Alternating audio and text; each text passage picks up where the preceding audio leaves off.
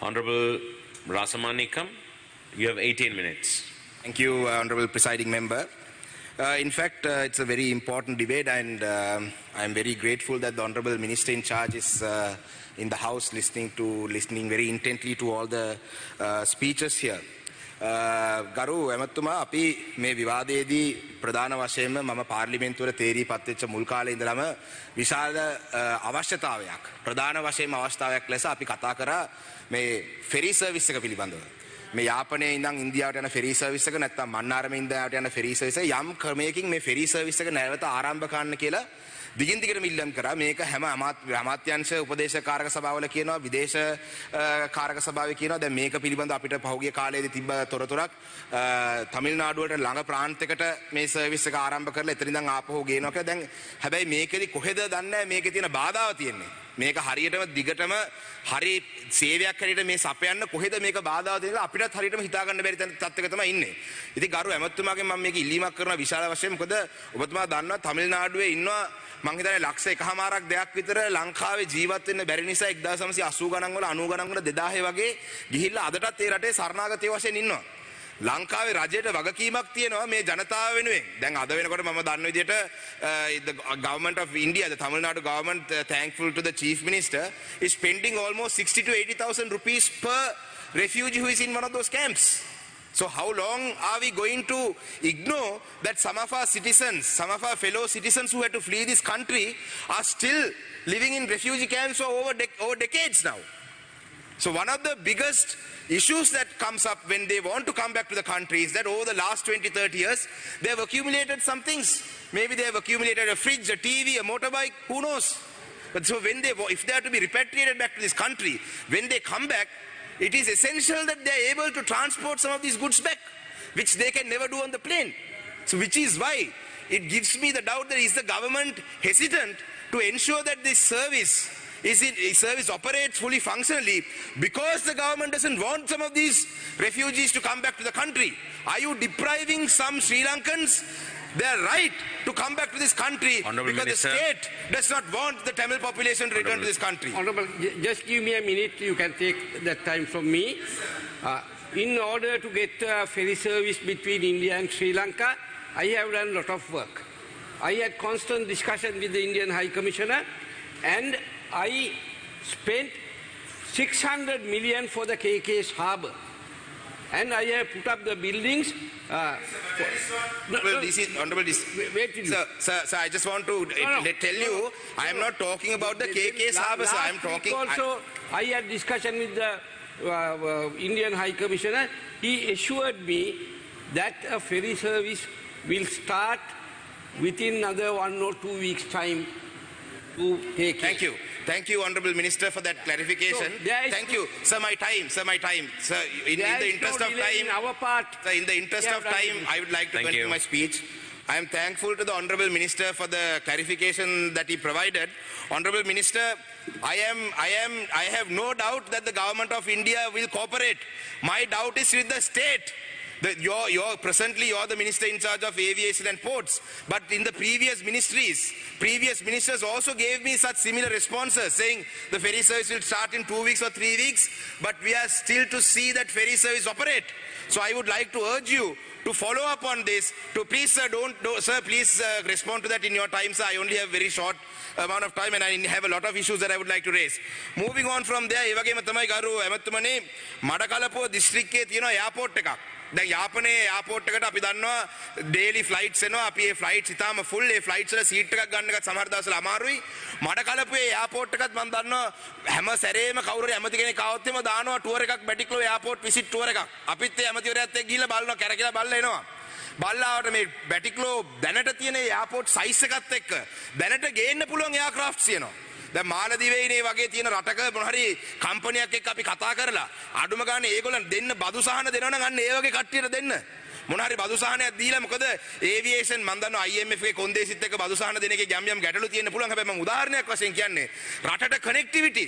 යාපනයට එන ෆ්ලයිට් එකේ ඉඳන් තව ඩොමෙස්ටික් ෆ්ලයිට් එකක් කරා මඩකලපුවට තිරිකුණාමලයට මහනුවරට නුවරඑළියට එන්න පුළුවන් නම් කොළඹට එන්න පුළුවන් නම් මං හිතන්නේ අපිට මීට වඩා වැඩිපුර සංචාරක ප්‍රමාණයක් අපිට ගෙන්න ගන්න පුළුවන්.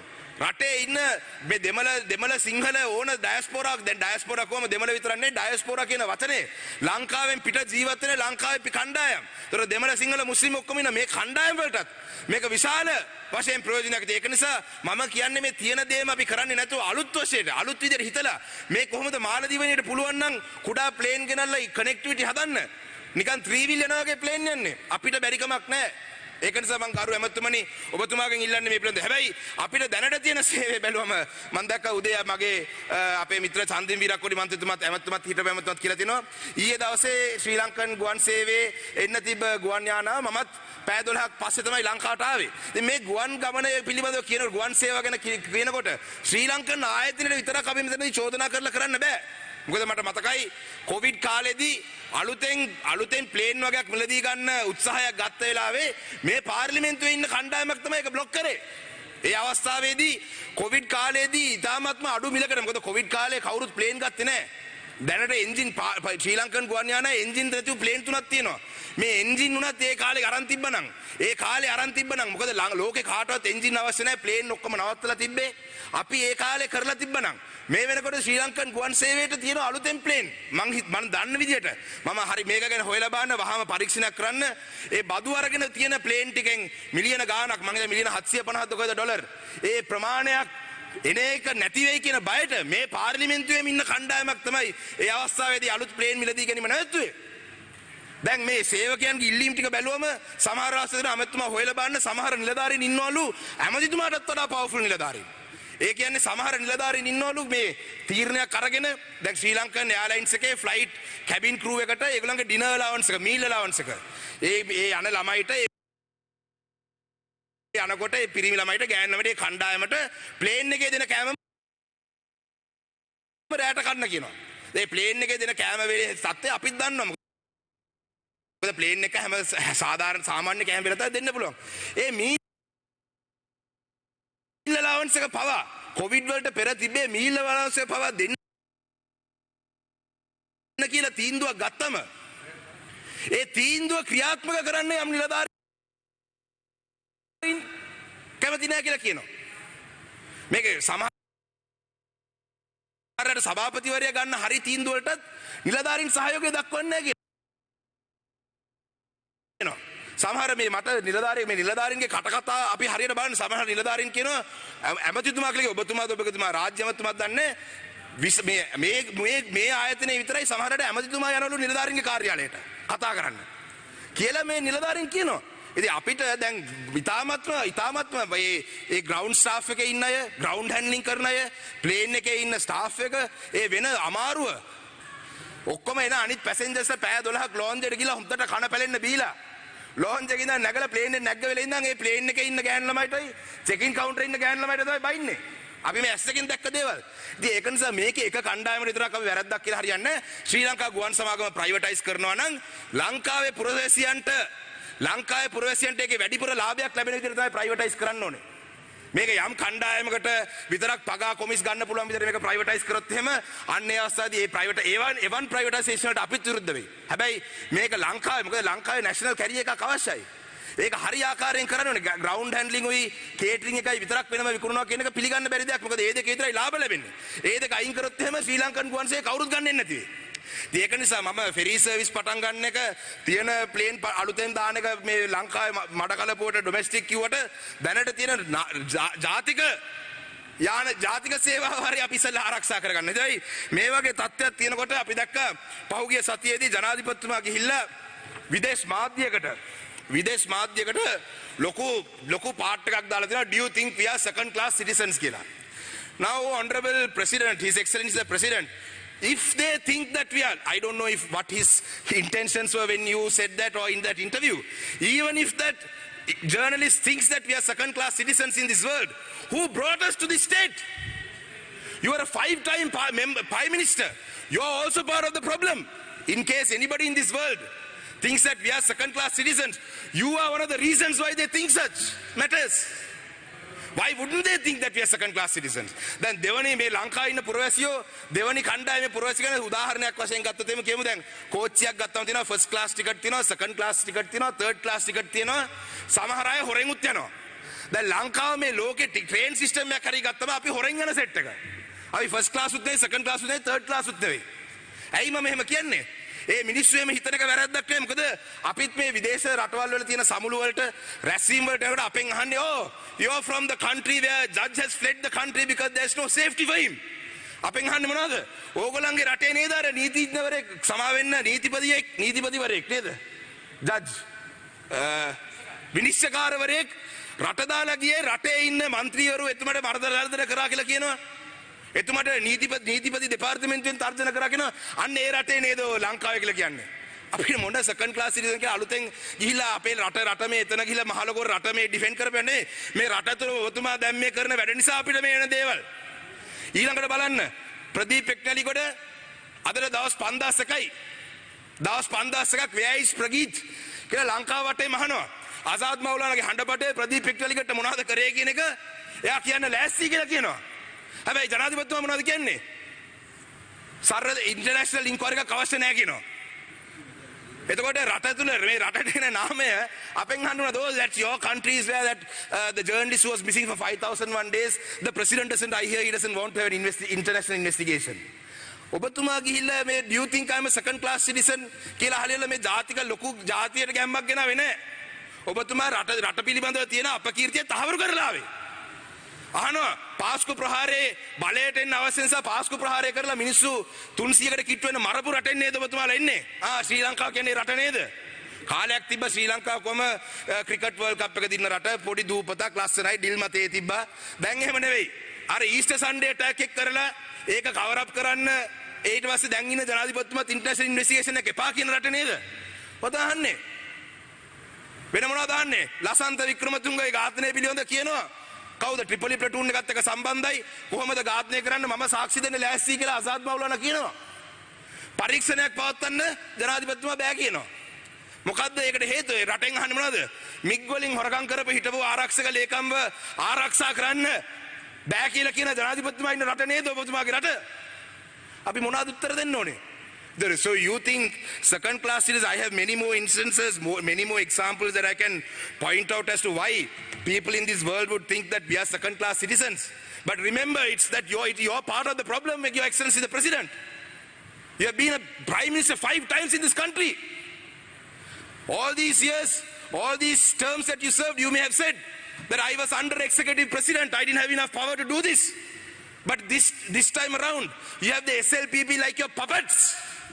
You have the members of the SLPP like your lab boys. You think you can give the same excuse this time? ඒ වගේම කියලා තියෙනවා අපේ රටේ තුල විදේශ පරීක්ෂණයක් අවශ්‍ය නැහැ. මොකද විදේශ කටයුතු පිළිබඳ ඇමති ඒක බලනවා කියලා. මට සමහරවිට සැකයක් තියෙනවා. මම සමාජ මාධ්‍යයෙන් දැක්කා මේ විදේශ කටයුතු පිළිබඳව ඇමතිතුමාගේ පුතාලුනේ යාට උපදෙස් දෙන්නේ. එයාද දන්නේ රනිල් වික්‍රමසිංහ ජනාධිපතිතුමාට මේ ඉන්ටර්විව් එක ෆේස් කරන්න උපදෙස් දුන්නේ. මොකද ලදරුවෙක් වගේ තමයි මේ ප්‍රතිචාර තිබුණේ. රටට විරුද්ධව තර්ජන තියෙනවා නම් තර්ජන පරීක්ෂා කරන්න. You investigate them. Why are you shying away? මම දැක්කා ඒත් එක්ක මම දැක්කා සමාජ මාධ්‍ය honorable chair, how much time do I have? You have another 7 minutes. Thank you chair. ඒ වගේම තමයි මම දැක්කා මේ සමාජ මාධ්‍ය දාලා තියෙනවා රනිල් වික්‍රමසිංහ දැන් ජනාධිපතිතුමා අගමැතිතුමා කාලේ කියපු කතාවක්. එතුමා කියනවා මාධ්‍ය ඉස්සරහා දැන් ගෑනු ළමයෙකුයි පිරිමි ළමයෙකුයි ලියුම් ලියා ගන්නවලු. ගෑනු ළමයා ලියනවලු පිරිමි ළමයාට I hate you. මම ඔයාට ආදරේ නැහැ. මම ඔයත් එක්ක තරහයි කියලා ලියුමක් ලියනවලු. ඒතර පිරිමි ළමයාට ඒ ලියුම ආවම පිරිමි ළමයා ජනාධිපතිතුමා කියන්නේ දැන් මේ ලියුම ගිහිල්ලා දුන්න කාරණේට තැපැල් කන්තෝරුවට ගිනි තියන්නේ නැහනේ කියලා කියනවා. දැන් මෙතුමා බලන්නකෝ. channel 4 එකෙන් නිවුස් එකක් දීලා තියෙනවා. ඒක පරීක්ෂණයේ ජාත්‍යන්තර පරීක්ෂණයක් කරන්න කියලා රට තුලත් රටින් පිටත් ඉල්ලනවා. එතුමා මොනවද කරන්නේ? ගිහිල්ලා මේ ප්‍රශ්න අහන ජර්නලිස්ට් තමයි තර්ජනය කරන්නේ. ඒතර එතුමා ඒ කියන්නේ අර කැමට පෙර කැමට පසු වගේ ජනාධිපතිට පෙර ජනාධිපතිට පසු ක්‍රියාකලාපයන් වෙනස් වෙලා තියෙන්නේ. ඉතින් ඒත් එක්කම තමයි අපිට ඉතා පැහැදිලි ඒකෙම කෑල්ලක් හැටියට තමයි මම හිතන්නේ මේ ඔන්ලයින් සේෆ්ටි බිල් එක අපි දැක ගන්න පුළුවන්.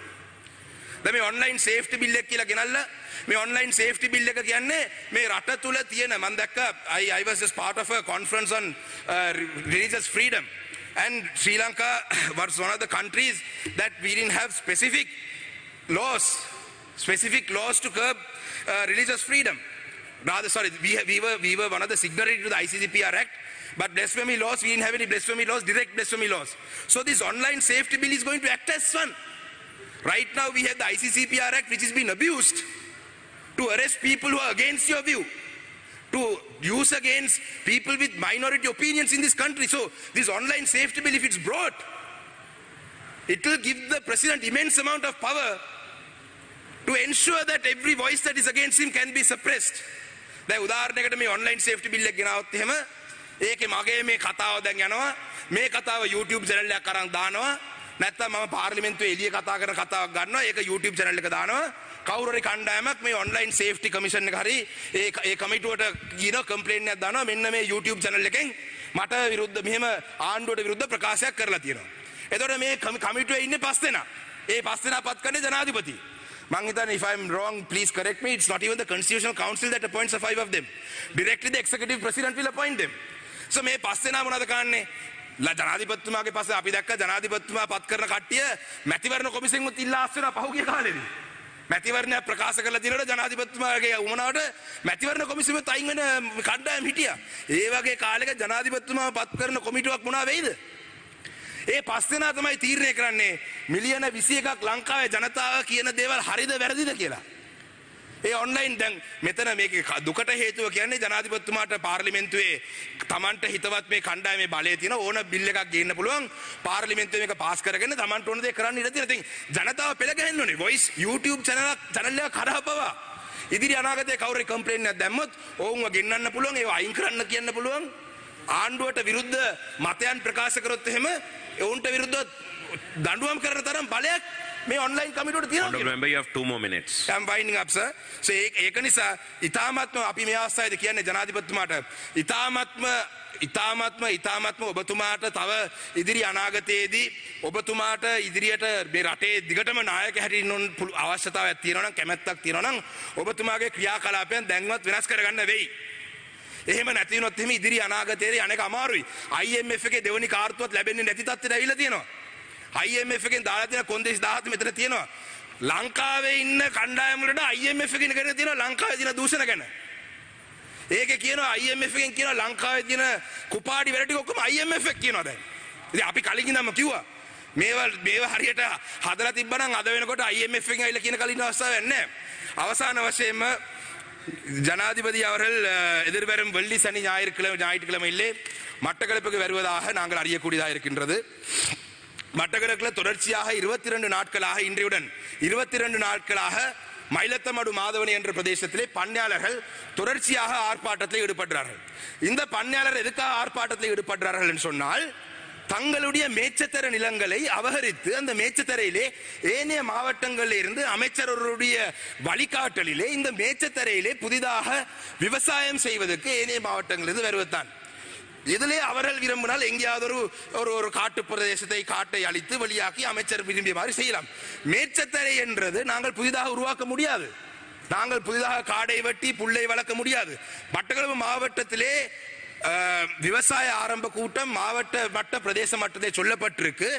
இந்த விவசாயம் பெரும்போகம் ஆரம்பிக்கும் பொழுது கால்நடைகளை நீங்கள் மயிலத்தமடு மாதவன் என்ற அந்த மேச்சத்தரைக்கு கொண்டு போக வேண்டும் என்று தற்பொழுது அந்த மேச்சத்தரைக்குள்ளே வெளி பிரதேசங்களிலே இருந்து வந்து விவசாயம் செய்வர்கள் இருந்தால் இந்த மாடை நாங்கள் எங்க கொண்டு போவது? இதுதான் பண்ணருடைய கேள்வி. இவர் இதை நிவர்த்தி செய்வதற்காக ஒரு போலீஸ் போஸ்ட் ஒன்றை போட்டிருக்கேன்னு ஜனாதிபதி சொல்றார். போலீஸ் போஸ்ட்ல இருக்கிறவர்கள் ஒரு பண்ணையாளரை அடிச்சு தாக்குன்னு ஒரு பிக்குவை விசாரணை செய்ய வரும் பொழுது முதலாவது வந்து பிக்குடைய காலில் விழுந்து ஆசீர்வாதம் வேண்டிட்டு வந்து பிறகு எவ்வாறு அந்த பிக்குக்கு எதிராக நடவடிக்கை எடுக்கிறது நான் முடித்துக் கொள்கிறேன். இந்த பண்ணையாளருடைய கோரிக்கை ஜனாதிபதி அவர்கள் வாயாலே இதை நிவர்த்தி செய்கிறேன் என்று அவர் வாக்குறுதி தந்திருந்தாலும் கூட மயிலத்தமடு மாதவன் என்ற பிரதேசத்திலே இருந்து வெளி பிரதேசத்திலே இருந்து வந்து இந்த விவசாயம் செய்து எங்களுடைய பண்ணருடைய வாழ்வாதாரத்தை அழித்துக் கொண்டிருக்கிற அகற்றும் வரைக்கும் இந்த போராட்டம் தொடரும். இது இன்று 22 நாளாக இருக்கின்றது. இது இன்னும் தீவிரம் அடையும் வரைக்கும் ஜனாதிபதி அவர் வைத்திருப்பாராக இருந்தால் இதனுடைய பின்விளைவுகளை ஜனாதிபதி அவர் இந்த வெள்ளி சனி ஞாயிற்றுக்கிழமை மட்டக்களப்புக்கு வரும் பொழுது பார்க்கக்கூடியதாக இருக்கும். அந்த அடிப்படையிலே நான் இன்று காலையிலேயும் கூட ஜனாதிபதி செயலகத்துக்கு இதை அறிவித்திருக்கிறேன். நேற்றைய தினம் கூட கௌரவ சுமந்திரன் நான் இந்த ஸ்ரீலங்கன் ஏர்லைன்ஸ் பிரச்சனையால் என்னால் ஜனாதிபதியுடைய சந்திப்புக்கு வர முடியாமல் போனது.